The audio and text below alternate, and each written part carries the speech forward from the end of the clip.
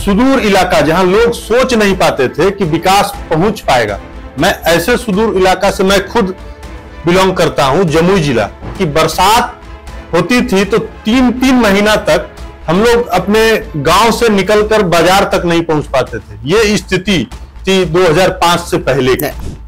बिहार को उस गड्ढे में धकेल दिया, उस अपराध के दायरे में धकेल दिया जहां बिहार में 118 नरसंहार एक दिन में होता था।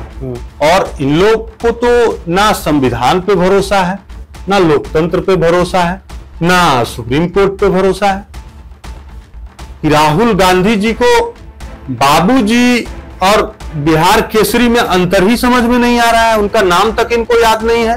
बिहार के प्रथम मुख्यमंत्री श्री कृष्ण सिंह थे, इनका नाम तक याद नहीं है। बाबू जगजीवन राम कौन थे, इनको नहीं पता है। जननायक कर्पूरी ठाकुर को ये लोग जिस तरह से बिहार में अपमानित करने का काम कर रहे हैं, ये कहीं से बर्दाश्त करने लायक है क्या? ये बिहार की जनता इन लोगों को मुंहतोड़ जवाब देने वाली है।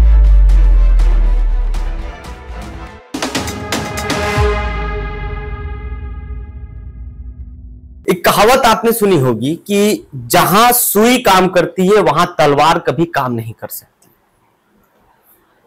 लेकिन आज हम ऐसे व्यक्ति से मिलाएंगे जो सुई का भी काम करता है, तलवार का भी काम करता है। आप समझिए कि एक व्यक्ति को जब अपने पार्टी को रिप्रेजेंट करना होता है तो वो बाबा आदम के जमाने से लेकर के डिजिटल इंडिया तक के जमाने को गिनाता है। चाहे वो बात राजनीति की हो, कूटनीति की हो, जितनी भी नीतियां हैं सारी नीतियों की समझ रखता है। नेशनल चैनल पे बैठता है और उस समय जो करंट में या आप कह सकते हैं प्रेजेंट में जो मुद्दाएं होते हैं उस पर वो बात करता है। लेकिन इतना ज्यादा मुझे जो लगता है टॉक्सिसिटी जो उस इंसान के अंदर होती है, उसकी दिनचर्या के अंदर होती है, वो उसको एक अपना प्रोफेशन बनाता है। ऐसे एक व्यक्ति है, आज मैं आपसे उनसे रूबरू कराऊंगा। जनता दल यूनाइटेड के प्रवक्ता महेश दास जी, बहुत बहुत स्वागत है सर आपका नव भारत में। मैं हूं पीयूष तिवारी। Thank you. अभी हमने बात किया जहां काम करे सुई का करे तलवार, तो लगता है कि आप भी जिस प्रकार से पार्टी जहां चाहे वहां यूज करती है कि आज ये तलवार, आज काटना पीटना है, तो कल को कहती है खाली धीरे से पिंच करके चले जाना है, ऐसा कुछ। देखिए, हम लोग पार्टी के कार्यकर्ता हैं। पार्टी जो भी जिम्मेदारी देती है, जहां भी देती है, हम लोग अपने ईमानदारी से उस पर दायित्व को निर्वहन करते हैं। पार्टी जिम्मेदारी जो देती है, अभी आपने बोला ये, जैसे देखिए मुझे मेनली ये जानना है कि जैसे हम न्यूज चैनल वाले जब असाइनमेंट हमारा आपसे कांटेक्ट करता है, क्या चीजें होती है, क्योंकि देखिए लगातार आपको कई चैनलों से फोन आते हैं, कितना टॉक्सिक रहता है पूरा दिनचर्या। और पार्टी से क्या, असल बात क्या है, पार्टी क्या कार्य देती है कि भाई आज ये मुद्दा है तो इस पर ये बोलना, ये मत बोलना।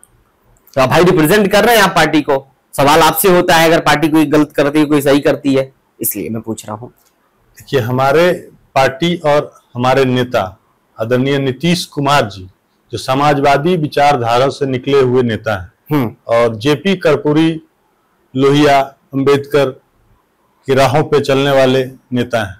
तो और हम ऐसे नेता के नेतृत्व में चल रहे हैं जिनके ऊपर एक दाग नहीं है। वो बिहार के बेहतरी के लिए 24/7 जीते हैं।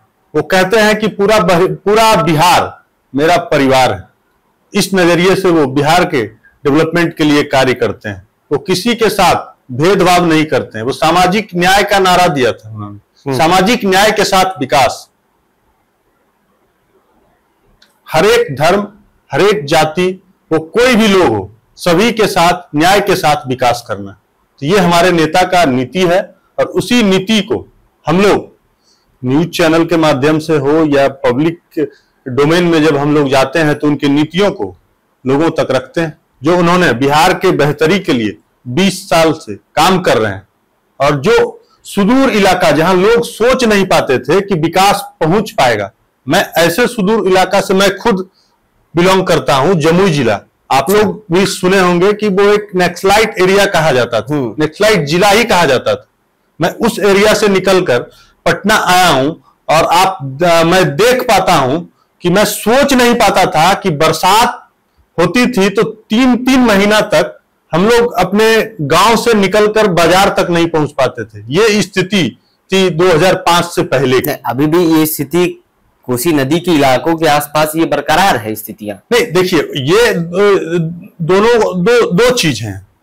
हम जो बताना चाह रहे हैं आपको, वहां न सड़कें थी, न बिजली थी, न पुल था, न सुविधाएं थी, न उस समय मतलब बाजार जाने के लिए, हमारे गांव से बाजार जाने के लिए मात्र 1 से 2 गाड़ियां चलती थी। और अभी के समय में आप रात के 12 बजे भी आप जाएंगे तो आसानी से आप जा सकते। मतलब सब मिला करके कि 20 साल से नीतीश कुमार ने विकास की ओर बिहार को बढ़ाया है। बिल्कुल ठीक, बिल्कुल ठीक है। आपने बताया जमुई जिला से आप आते, नक्सलाइट एरिया थी। लालू यादव ये सब काम क्यों नहीं कर पाए, सवाल ये है। देखिए, लालू प्रसाद यादव जी को भी लंबे समय तक, 15 वर्षों तक मौका मिला उनको, लेकिन उन्होंने बिहार को उस गड्ढे में धकेल दिया, उस अपराध के दायरे में धकेल दिया जहां बिहार में 118 नरसंहार एक दिन में होता था।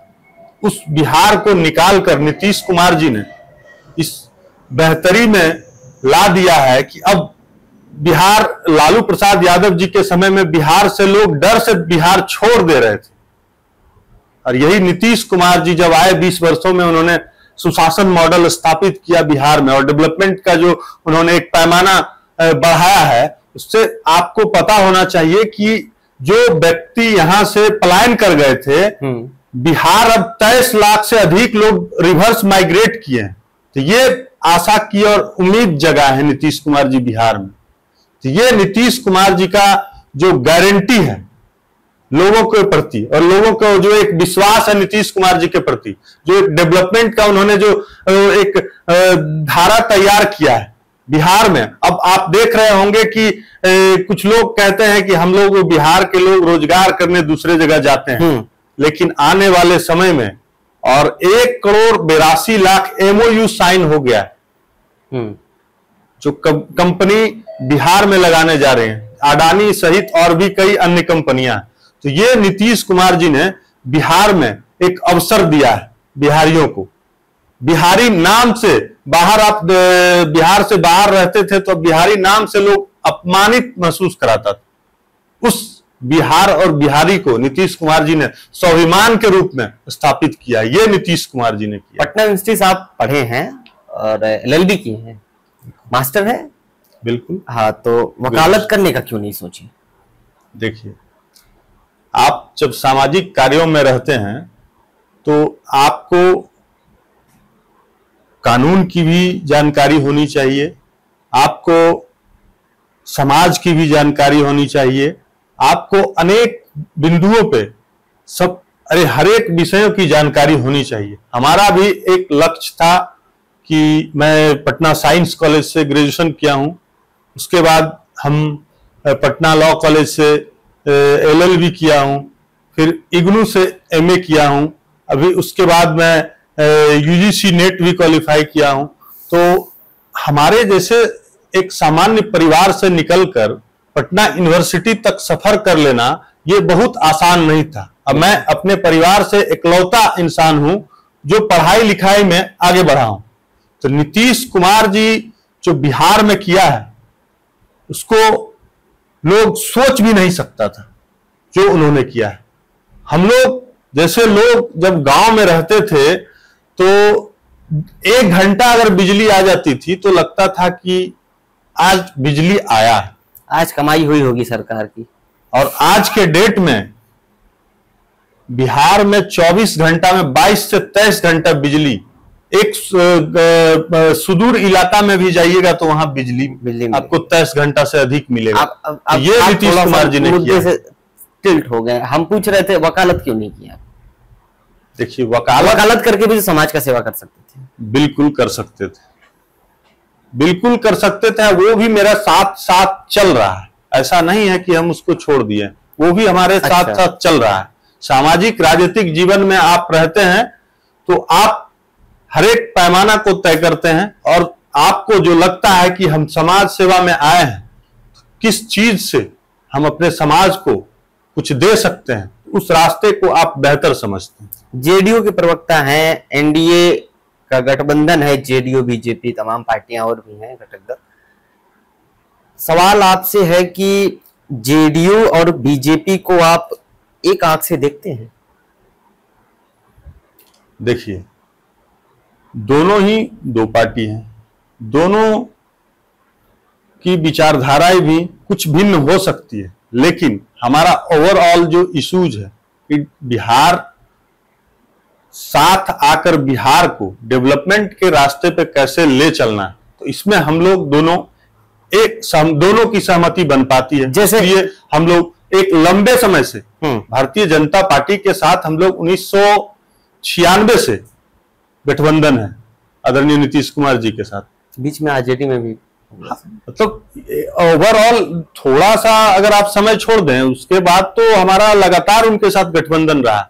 तो हम और हमारे नेता इस गठबंधन में बहुत ही कंफर्टेबल तरीके से बिहार की सेवा को, बिहार में सेवा दे सकते हैं, इसलिए दे भी रहे हैं। आप दे भी रहे हैं। जैसे हमारा विचार आपका विचार मिल गया तो हम दोस्त हो गए। शरीर दो है, विचार एक है। बिल्कुल। राजनीति विचारों की लड़ाई है। आपके विचार अलग हैं तो हम खंडन करेंगे, कहेंगे ये नहीं, ये है, ऐसा है, वैसा। इसलिए मैंने पूछा ये चीजें आपसे कि जेडीयू और बीजेपी एक नजरिए से अगर आप देखेंगे तो क्या लगता है, दोनों बिहार में बदलाव चाहते हैं? बिल्कुल, दोनों का नजरिया एक ही है कि बिहार एक विकसित श्रेणी में कैसे स्थापित, बिहार के लोग कैसे हर एक अवसर को प्राप्त कर पाए। जो अन्य स्टेट के लोग प्राप्त कर पाते हैं तो हम बिहार में रहते हुए क्यों नहीं प्राप्त कर पाते हैं। तो इसी लकीर को हम लोग दोनों बहुत कंफर्टेबल तरीके से आगे बढ़ाने में सक्षम हो पाते हैं, इसलिए हम दोनों साथ होकर और दोनों गठबंधन साथ होकर हम लोग आगे बढ़ते हैं। नीतीश कुमार जी की तबीयत अभी खराब चल रही है, क्या ऐसा कुछ? देखिए, नीतीश कुमार जी की तबीयत का हवाला कौन देता है? विपक्ष के लोग। विपक्ष को जब मौका मिला इसी बिहार में तो उन्होंने क्या किया? बिहार में फिरौती, हत्या, बलात्कार, लूट यही स्थापित किया है। और नीतीश कुमार जी के नीतियों से लड़ने के लिए विपक्ष के पास कोई मुद्दा है नहीं। जो नेता 4 डिग्री सेल्सियस से लेकर 40 डिग्री सेल्सियस तक बिहार की यात्रा एक बार में शुरू करता है और कंप्लीट करता है, 24 घंटा जो बिहार के बेहतरी के लिए सोचता है, उसको आप अस्वस्थ कह रहे हैं, इसका मतलब है कि उस नेता से लड़ने के लिए आपके पास कोई नीति नहीं है। ठीक है, मतलब मेरा क्या था महेश भाई कि मैं ये जानना चाहता हूं कि जैसे लालू यादव का जो कार्यकाल था, ऑब्वियसली आप देख रहे हैं तेजस्वी यादव एक्टिव हो गए हैं पूरे तरीके से। भाई उम्र तो उनकी भी ढह रही है ना, नीतीश कुमार की भी। कब तक राजनीति करेंगे? आप भी देखते हैं कि संसद में हो गया, विधानसभा में बयान आता है उनका, हो जाता है मिस्टेक। रैली में भी हमने कई बार गौर किया है, मोदी जी के लाइव रैली में। कौन करेगा पार्टी का आगे, संभालेगा कौन? देखिए, जेडीयू की बात कर रहा हूं। आदरणीय नीतीश कुमार जी के साथ जब तक बिहार की जनता का विश्वास जुड़ा हुआ है तब तक वो बिहार का नेतृत्व करते रहेंगे। मैं चाहता हूं कि वो भी 100 साल और करे नेतृत्व, हम क्यों कुछ बोले। लेकिन मेरा जैसे प्रश्न ये है कि एक संगठन है, संगठन तो आरजेडी भी है, इसलिए मतलब कुछ चेहरे, कुछ नाम, इसलिए देखिए, आप पूछना चाह रहे हैं कि नीतीश कुमार के बाद कौन, यही पूछना चाह रहे हैं। बिल्कुल। लेकिन नीतीश कुमार जी के जो राजनीतिक कैरियर रहा है उसमें आपने देखा होगा कि कहीं भी वो परिवारवाद के समर्थक नहीं रहे। आपने देखा होगा उनको, उनका ट्रैक रिकॉर्ड, ना कहीं कोई परिवार उनके काम में इंटरफेयर कर सकता है, ना वो कभी परिवारवाद के समर्थक रहे। और इसी के खिलाफ तो हमारे नेता लड़कर इस बिहार के बेहतरी के लिए निकले। तो आने दीजिए, समय का इंतजार करिए, समय खुद तय कर देगी कि अगला भविष्य कौन होगा। ठीक है। तेजस्वी यादव वोटर अधिकार यात्रा कर रहे हैं, क्या जरूरत है आपके हिसाब से? देखिए,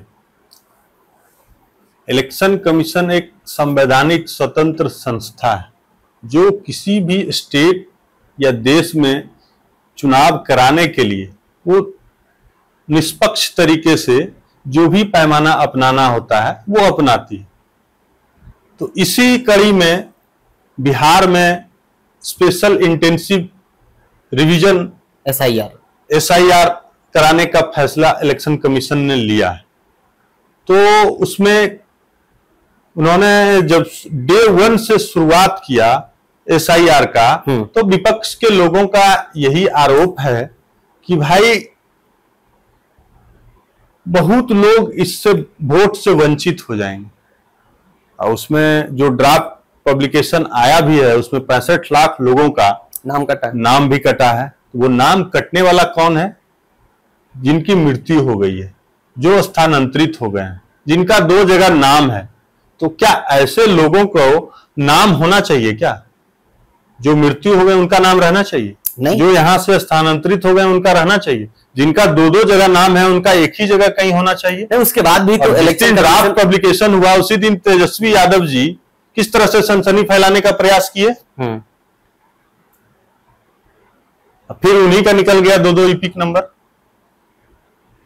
एफआईआर भी हुआ।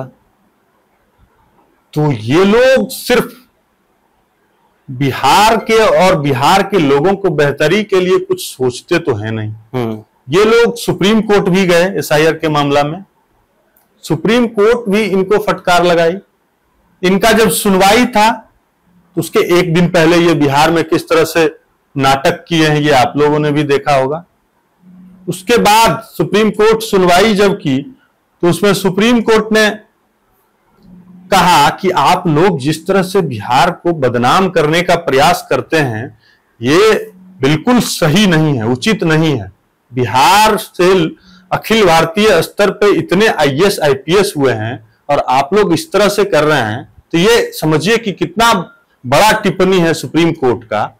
और इन लोग को तो ना संविधान पे भरोसा है, ना लोकतंत्र पे भरोसा है, ना सुप्रीम कोर्ट पे भरोसा है। और जब सुप्रीम कोर्ट ने सुनवाई किया, सुप्रीम कोर्ट ने 65 लाख लोगों का जो ये हवा माने नाम कटने का दिया है, वो खुद कह रहे हैं कि हम ट्रांसपेरेंट तरीके से उसको अपलोड कर देंगे। मैंने तो आज ही पेपर में पढ़ा है कि हर एक बूथ तक पहुंचा दिया गया है जो 65 लाख लोगों का नाम कटा है, जो जहां का है। उसके बावजूद भी ये लोग बिहार में किस तरह से आकर नौटंकी कर रहे हैं, राहुल गांधी और तेजस्वी यादव, ये तो जगजाहिर है। आपने देखा होगा कि रंजू देवी, राहुल गांधी खड़ा करके उसी रंजू देवी को से कहवा रहे हैं कि इनका वोटर लिस्ट से नाम कट गया। दूसरा दिन वही रंजू देवी आके स्पष्टीकरण दे रही है कि ये हमको दिग्भ्रमित करके ले गया। उसके बाद फिर सुबोध कुमार का आया है मामला। तो ये लोग सिर्फ बिहार को बदनाम करने जानते हैं, महागठबंधन के लोग, चाहे राहुल गांधी हो या तेजस्वी यादव हो। तो इन लोगों को बिहार की जनता जवाब देगी, ठीक है, जवाब देगी ये, और इन लोगों को नोटिस भी नहीं लेती है। राहुल गांधी जननायक बनकर आते हैं। हम लोगों ने तो यही जाना है अभी तक कि जननायक तो हमारे जननायक कर्पूरी ठाकुर जी थे, लेकिन ये लोग फर्जी जननायक बन के घूम रहे हैं भाई। मैंने तो एक वीडियो ये भी देखा है कि राहुल गांधी जी को बाबूजी और बिहार केसरी में अंतर ही समझ में नहीं आ रहा है। उनका नाम तक इनको याद नहीं है। बिहार के प्रथम मुख्यमंत्री श्री कृष्ण सिंह थे, इनका नाम तक याद नहीं है। बाबू जगजीवन राम कौन थे, इनको नहीं पता है। जननायक कर्पूरी ठाकुर को ये लोग जिस तरह से बिहार में अपमानित करने का काम कर रहे हैं, ये कहीं से बर्दाश्त करने लायक है क्या? ये बिहार की जनता इन लोगों को मुंहतोड़ जवाब देने वाली है। आप लोग सर्वे कर रहे होंगे, घूम रहे होंगे क्षेत्र में, देख रहे होंगे कि एसआईआर प्रक्रिया में कहीं भी आम लोग प्रदर्शन कर रहे हैं क्या?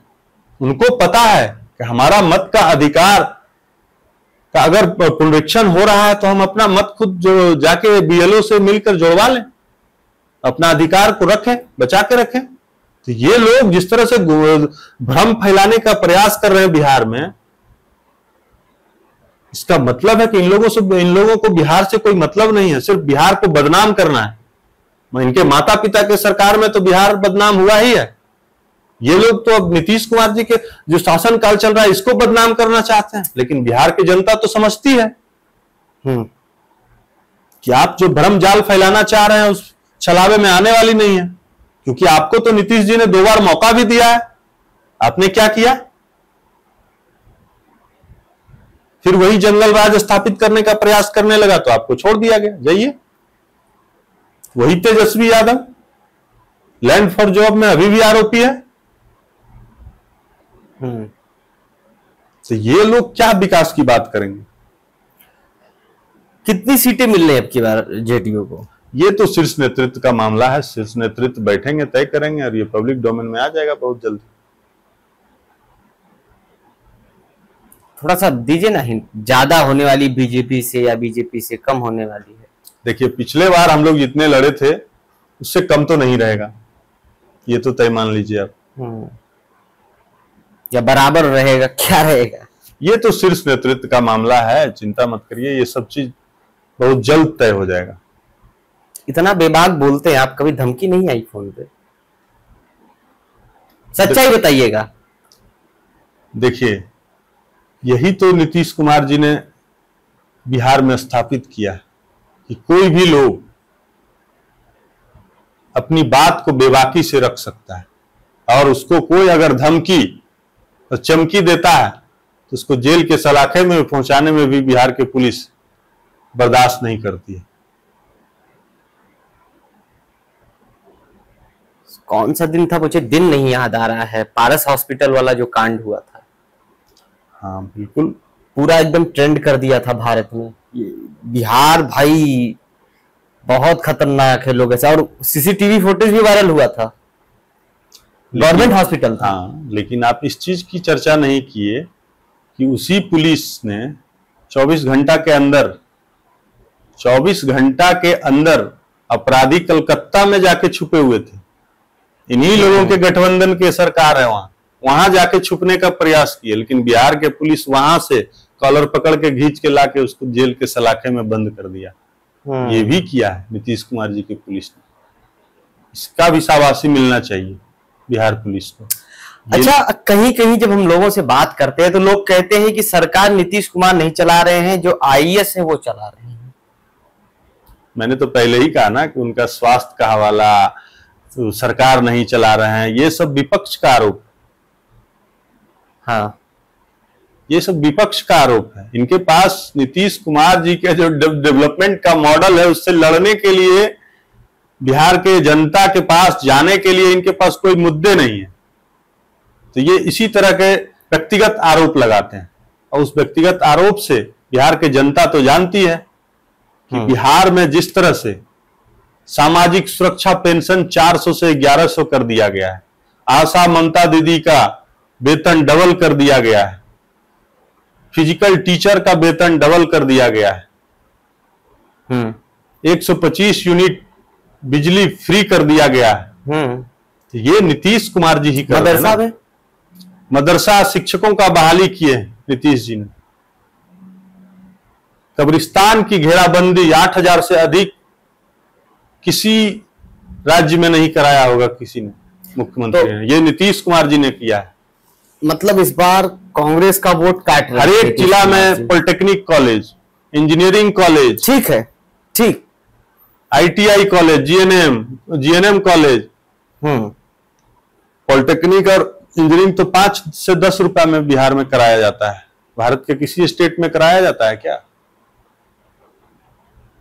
आप BPSC पास करेंगे तो आपको 50,000 रुपया, PT पास करेंगे तो 50,000 रुपया मिलेगा आपको आगे की महाराज एग्जाम होगा तब मेंस की तैयारी करने के लिए। अरे भाई, तो रोड पे हैं, आपको पते नहीं है तब। BPSC लालू जी के सरकार में BPSC 5-6 साल 10 साल में एक बार होता था। नीतीश जी जब से आए हैं रेगुलर हर एक साल होता है। अभी भी BPSC का फॉर्म भराया है, 10 दिन बाद एग्जाम है। क्या बात करते हैं आप साहब? अभी इसके पहले जो एग्जाम सेंटर कहाँ कहाँ चला गया था? किस चीज का आप बात कर रहे हैं? BPSC का तो सेंटर बिहार में ही रहता है। बिहार के किसी भी जिला में रह सकता है। आंदोलन अभी हुआ था BPSC का। आप जिसकी बात चर्चा शायद कर रहे हैं, स्टेट का चर्चा कर रहे हैं। तो हमारे यहाँ TRE-4 जब सरकार घोषणा कर दी है, उसके लिए 3 लाख से अधिक लोग स्टेट पास हैं, तो पहले उसको मौका मिलना चाहिए ना। हर एक भर्ती में मात्र 100 रुपया फॉर्म भरने का रखा गया है। मेंस में वो भी फ्री, पैसा ही नहीं देना है। बिहार में युवा आयोग का गठन किया गया है, कर्मचारी आयोग, सफाई कर्मचारी का गठन किया गया है। ये ऐतिहासिक काम है नीतीश जी के द्वारा। आपने देखा होगा कि BPSC के थ्रू 5 से 6 लाख से अधिक शिक्षक की बहाली यहाँ हुई है। आगे भी TRE-4 और TRE-5 में होना है। स्वास्थ्य विभाग में हर एक डिपार्टमेंट में वैकेंसी आ रही है। बिहार एक ऐसा स्टेट है जो पूरे देश में सबसे अधिक नौकरी दिया जा रहा है बिहार में। क्या बात करते हैं आप?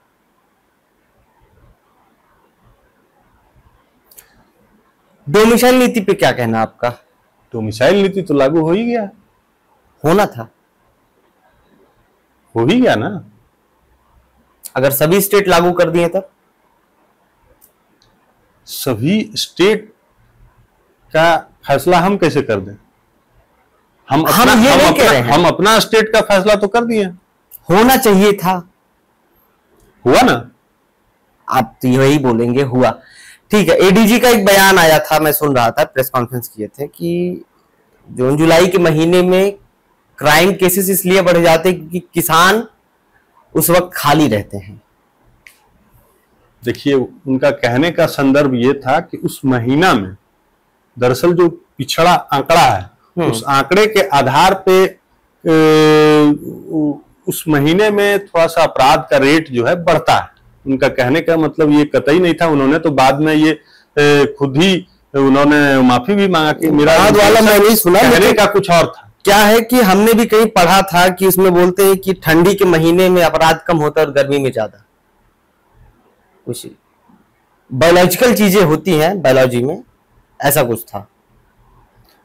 देखिए, तो किसानों का हवाला देना ठीक है। मैंने कहा ना कि आप जिनका बात कर रहे हैं वो खुद ही माफी मांगे थे, माफी मांगा और उन्होंने कहा कि अगर हमारे स्टेटमेंट से किसी को अगर आघात पहुंचा है तो हम माफी मांगते हैं। हमारा वो इंटेंशन नहीं था। इंटेंशन उनका ये था कि दरअसल जो पिछला आंकड़ा है, उस आंकड़े के अनुसार उस मंथ में अपराध की संख्याएं बढ़ती है। उनका कहने का मतलब ये था। हाँ, आंकड़े के हिसाब से वो बोले। हाँ, बिल्कुल। कैग की रिपोर्ट आई, 70,000 करोड़ का घोटाला। मैं उसको रिकरेक्ट करता हूं कि उसकी जो है बिल नहीं लगाएगी, जो भी सबमिट होता है सर्टिफिकेट वगैरह, कहां पैसे खर्च किए आपने 2016 से लेकर के अब तक का। ये तो डिपार्टमेंटल मामला है, ये कोई घोटाला नहीं है। ये कोई घोटाला नहीं है। जो ये लोग हल्ला करना चाहते हैं, 2 दिन हल्ला किए फिर शांत हो गए। ये घोटाला नहीं था। ये आपने कहा ना कि वो एक सर्टिफिकेट देना होता है, लेकिन उसकी अवधि 11 महीने ही होती है। 11 महीने लेट हुई इसलिए वो आंकड़ा जारी हो गया। तो ऐसा कुछ है नहीं। क्या लगता है क्यों नहीं दे पाए? नहीं, ये तो डिपार्टमेंटल मामला है ना। ये डिपार्टमेंट का हो सकता है कि कोई पैसा तो आपकी पार्टी खर्च की ना। हाँ, वो बीच हमारी पार्टी नहीं। अलग की बात है, अलग की ये बात है। किसी पार्टी का पैसा नहीं था, वो सरकार का पैसा था, डिपार्टमेंट उसको खर्च करती है, वो जनता का पैसा था, सरकार ने देती है खर्च कि किया। हमने जो खर्च किया उसका एक ऑडिट सबमिट करना होता है कि भैया इतना पैसा यहाँ खर्च हुआ। अकेले आपकी सरकार की भी जिम्मेदारी नहीं है, उसमें आरजेडी भी गठबंधन में थी, तो हमने देखा 17,000 करोड़ आरजेडी के समय में भी इधर उधर खर्च हुआ था। लगता है इस पे थोड़ा सा ठप्पा लगा कुछ बदनामी का। देखिए, नीतीश जी भ्रष्टाचार के हमेशा से खिलाफ रहे, जान लीजिए। नीतीश जी कभी भी भ्रष्टाचार को बर्दाश्त नहीं किए। अगर भ्रष्टाचार करने वाला उनके पक्ष का भी लोग होता है ना, तो वो जेल में होता है। इसी यूएसपी पे तो नीतीश जी चल रहे हैं और चलते हैं कि वो अगर उनके पक्ष के बगल में बैठ के लोग भी अगर घोटाले में संलिप्त है तो उसको भी उठा के वो जेल में डालने में उनको देर नहीं होती है। वो पहचानना भी बंद कर देते हैं कि कौन है। ठीक है, बीजेपी जब हिट हुई तो हिंदुत्व की राजनीति कर रही थी, राम मंदिर का प्राण प्रतिष्ठा हुआ, योगी जी यूपी में लगा दिए जो बटेंगे वो कटेंगे, बहुत वायरल हुआ। बिहार में नीतीश कुमार के साथ गठबंधन हुआ। मैं तो चाहता हूं हिंदू मुस्लिम मिलकर के रहें, लेकिन मदरसा वाला मुद्दा। आप कल की चर्चा कर रहे हैं। देखिए, नीतीश कुमार जी का जब से शासन आया है, आपने एक भी हिंदू मुस्लिम का कहीं देखा है क्या लड़ाई होते हुए बिहार में? अरे नीतीश जी तो जो भागलपुर दंगा हुआ था उसके पीड़ितों को अनुदान दे रहे हैं और उसके जितने आरोपी थे सभी को जेल में पहुंचवा दिए। तो नीतीश कुमार जी का तो ये यूएसपी रहा है। और वो जिस प्रोग्राम में कल वो गए थे, वो तो मदरसा का 100 साल पूरा हुआ था, उसी संदर्भ में रखा गया था प्रोग्राम, मुख्य अतिथि थे। और आपने देखा होगा कि नीतीश जी की शालीनता, कि लोग मांग कर रहे थे और पेपर देना चाह रहे थे तो मुख्यमंत्री जी खुद उन लोगों तक पहुंच गए। तो ये नीतीश कुमार जी की सादगी है कि अगर उनके लोग कोई डिमांड कर रहे हैं और उन लोगों को भी अपेक्षा नीतीश जी से ही है कि यही करेंगे, तो डिमांड भी तो नीतीश जी से ही करेंगे। उनको भी पता है कि नीतीश जी ही पूरा करेंगे। ये पार्टियों का खाली दिखावा रहता है क्या कि मुस्लिम हमारे भाई हैं? कांग्रेस की बात कर रहा हूं। कांग्रेस अपेक्षा क्यों नहीं है? कांग्रेस से अपेक्षा, देखिए, कांग्रेस हो या आरजेडी हो, इन लोगों ने लंबे समय तक बिहार में, और कांग्रेस तो लंबे समय तक देश में भी शासन किया, बिहार में भी शासन किया, आरजेडी बिहार में भी किया। अब मुस्लिम कम्युनिटी तो इन लोगों के साथ हमेशा से खड़ा रहा है, लेकिन मुस्लिम कम्युनिटी के लिए इन लोगों ने किया क्या है? आप उस सर्चर कमेटी के रिपोर्ट देखेंगे तो आपको पता चलेगा कि इन लोगों ने मुस्लिम कम्युनिटी का क्या हाल बना दिया। और हमारी जब सरकार आई उसके बाद का ट्रैक रिकॉर्ड देख लीजिए आप, तो आपको पता चल जाएगा।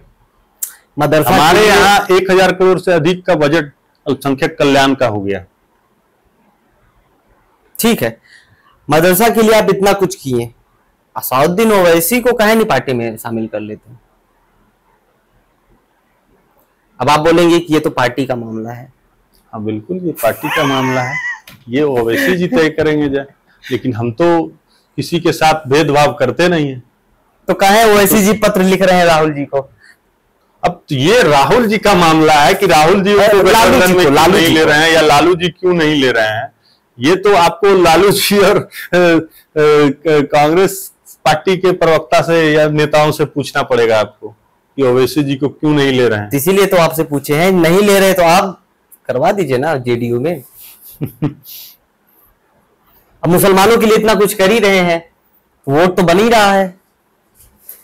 चलिए खैर, असाउद्दीन ओवैसी सीमांचल साइड उनका वर्चस्व रहता है, ऐसा देखा गया है। पिछले इलेक्शन में भी उन्होंने 5 से 6 सीट लगभग, लेट मी करेक्ट, 5 या 6, वही 5 उसके बाद वो विधायक जो है आरजेडी में शामिल हो गए।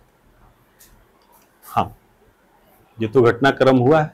तो अब की बार क्या लग रहा है?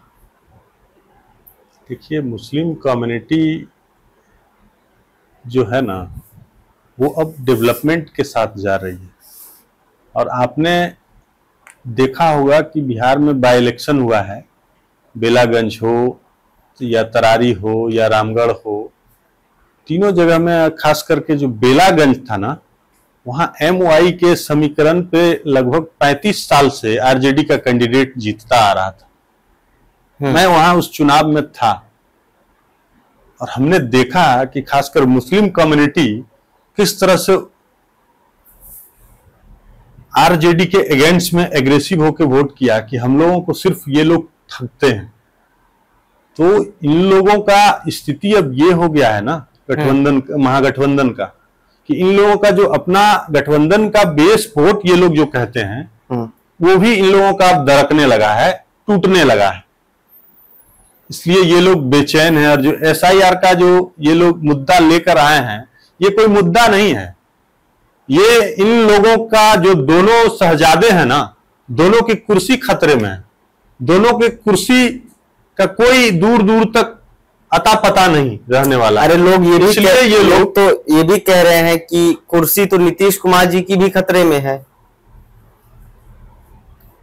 देखिए, दोनों तरफ से मैं बता दूं आपको, पहले तो जनता से अगर मैं बात करता हूं, जनता कहती है कि नीतीश कुमार जी को कुर्सी बैठाने वाले प्रशांत किशोर है।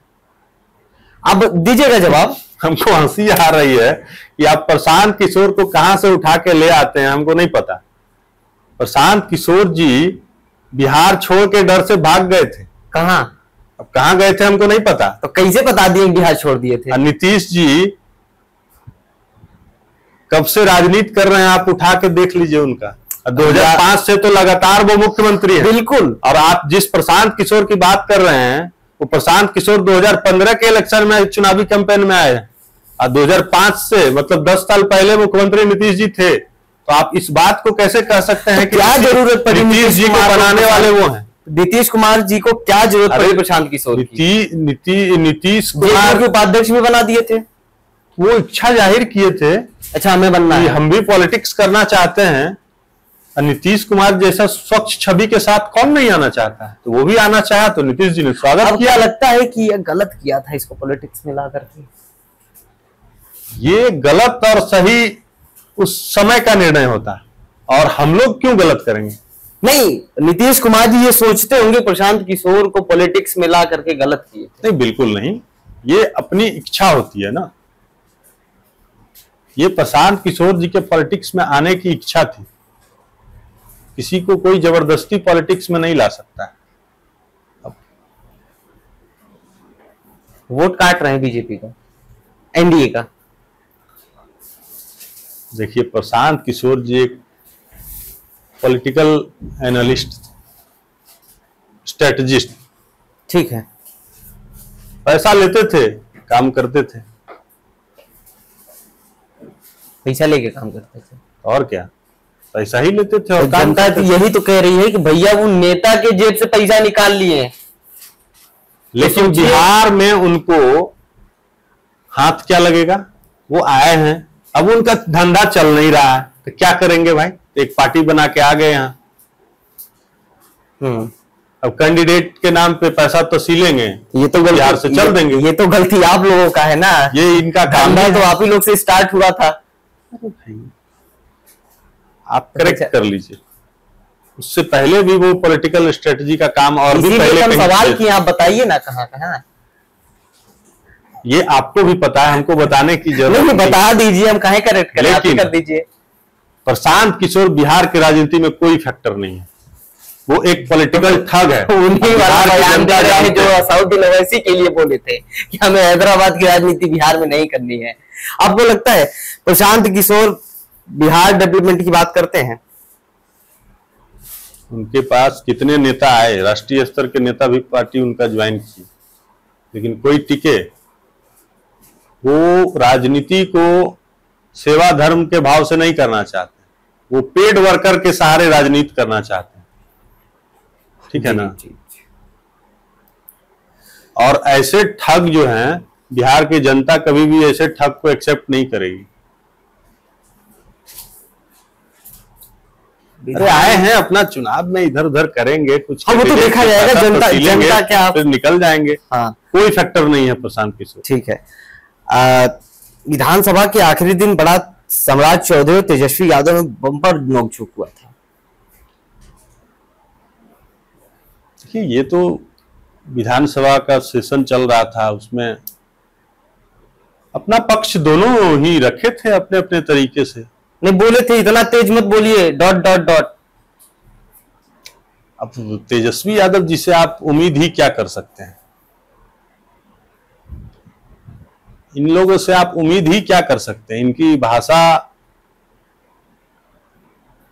की मर्यादा जो है वो तो जनता देखते ही है कि इनका भाषा का क्या लहजा रहता है। जब ये सुप्रीम कोर्ट पे इस तरह से और इलेक्शन कमीशन पे इस तरह की अमर्यादित भाषाओं से टिप्पणी कर सकते हैं। तेज प्रताप यादव ठीक बोलते हैं।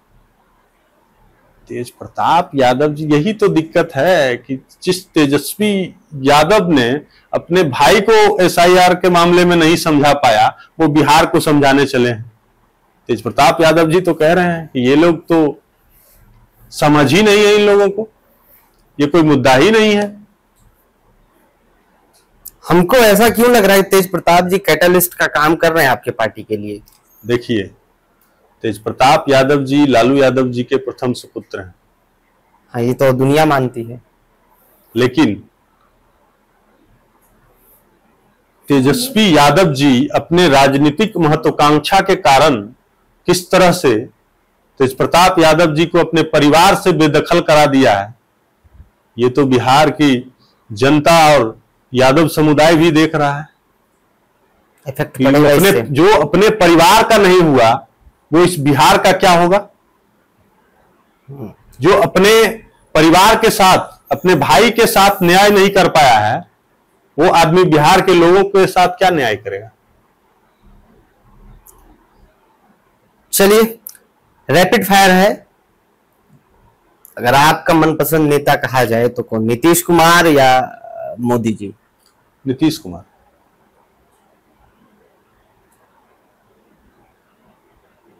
आपका फेवरेट प्रधानमंत्री कहा जाए तो नरेंद्र मोदी या अटल बिहारी वाजपेयी?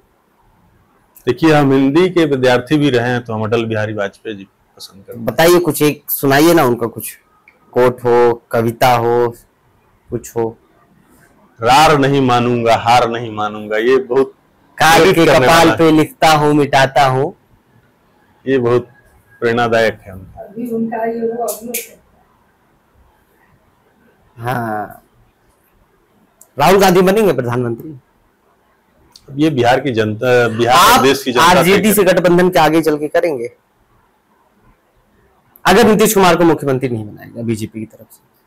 देखिए नीतीश कुमार जी को मुख्यमंत्री 25 से 30, फिर से नीतीश का स्लोगन हर एक जिला में जाकर पूरे एनडीए के जितने प्रदेश अध्यक्ष थे, सभी पार्टियों का, पांचों पार्टी के प्रदेश अध्यक्ष जाकर हर एक जिला में सम्मेलन करके संकल्प ले लिया है। तब ये कोई सवाल ही नहीं है कि मुख्यमंत्री नहीं होंगे। 25 से 30 फिर से नीतीश कुमार ही होंगे मुख्यमंत्री। ठीक है, समय बताएगा, फिर मिलेंगे आपसे और जवाब भी लेंगे।